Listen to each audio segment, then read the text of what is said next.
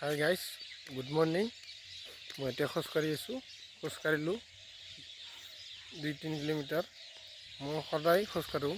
খোজকাঢ়াৰ পিছত ফিল্ডত ৰানিং কৰোঁ, কিন্তু আজি মই নকৰোঁ ৰানিং। আজি অলপমান মোৰ চৰ্দি হৈছে, সেইকাৰণে মাফলাখন লৈ লৈছোঁ। ইয়াত গলত বহুত চৰ্দি হৈছে। আজি উঠাতো দেৰি হৈছে অলপ।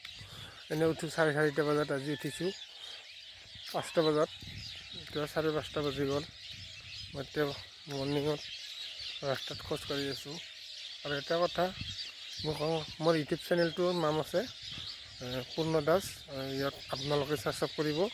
মই এক্সাৰচাইজৰ ভিডিঅ' দিম।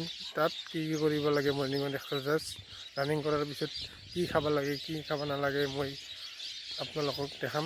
পূৰ্ণ দাস চেনেলটো ছাবস্ক্ৰাইব কৰিব। আৰু এটা মোৰ চেনেল আছে, ফেচবুক পেজ ব্ৰকেন 00 মাৰিব, ছাবস্ক্ৰাইব কৰি লৈ দিব। আপোনালোকক মই